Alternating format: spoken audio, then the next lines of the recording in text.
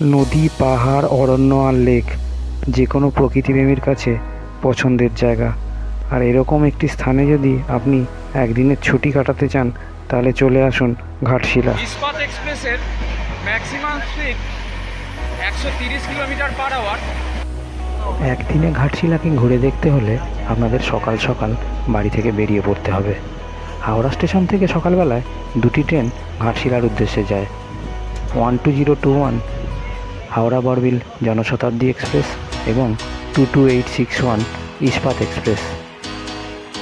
সুপ্রভাত বন্ধুরা, আজ 16ই জুলাই মঙ্গলবার।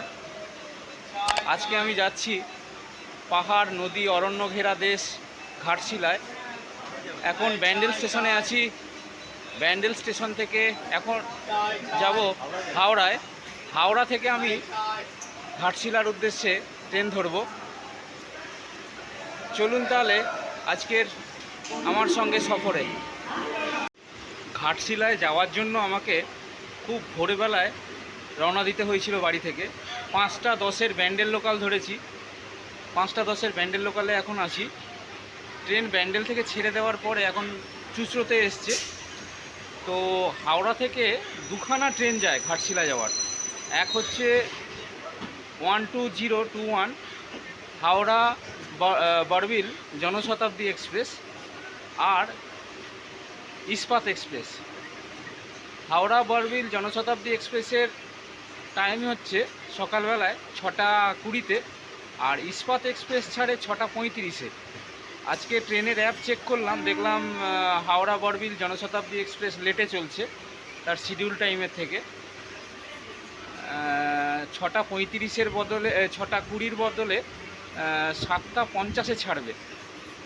আর ইস্পাতের টাইম শিডিউলটা এখনও কিছু চেঞ্জ হয়নি। তো চলুন হাওড়ায় দেখা যাক কি হয়, ওখানে কি পরিস্থিতির সম্মুখীন হই ওখানে গিয়ে। হাওড়া স্টেশনে চলে এসেছি।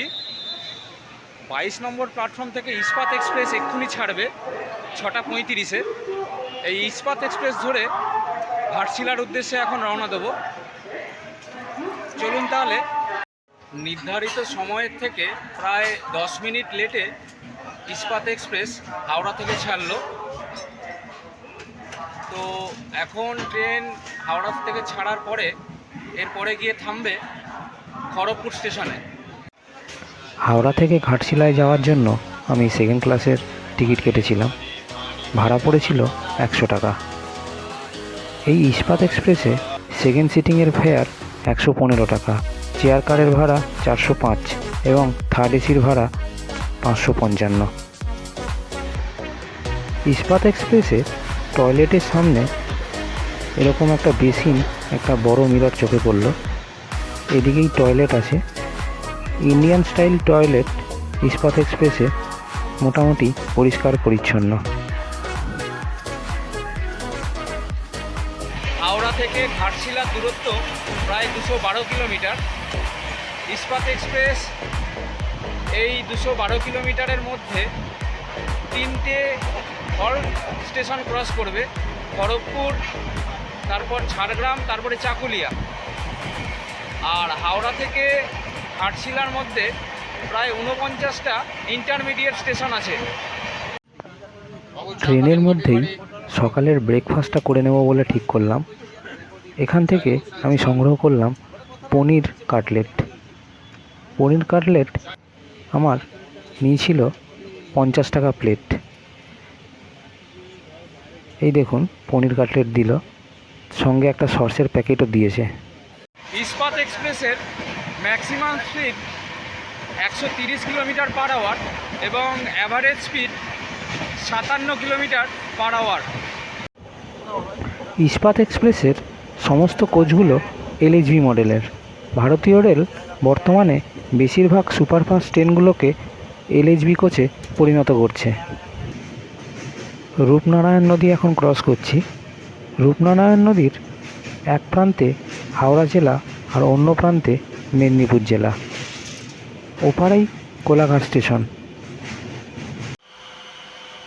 ইস্পাত এক্সপ্রেস রবিবার, মঙ্গলবার, বৃহস্পতিবার এবং শুক্রবার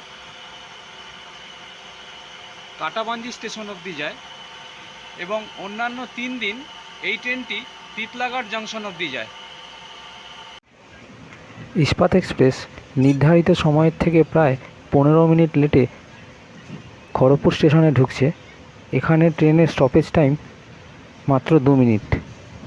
22861 ইস্পাত এক্সপ্রেস খড়গপুর স্টেশন ছেড়ে দিল। এখানে 2 মিনিট দাঁড়িয়েছিল। 2 মিনিট দাঁড়ানোর পর ইস্পাত এক্সপ্রেস খড়গপুর স্টেশন ছেড়ে দিয়েছে। এরপরে ইস্পাত এক্সপ্রেস দাঁড়াবে ঝাড়গ্রামে। ট্রেন এখন ঝাড়গ্রামে চলে এসছে। এখানে স্টপেজ টাইম মাত্র 2 মিনিট।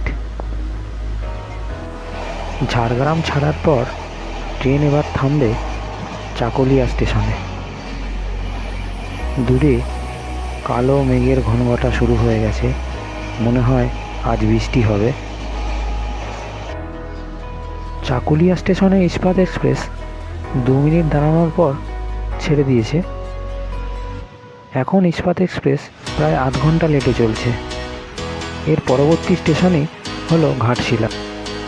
সবুজ ক্ষেত আর দূরে কালো মেঘের মধ্যে দিয়ে পাহাড়গুলো দেখা যাচ্ছে। আমরা একটু পরেই ঘাটশিলায় প্রবেশ করব।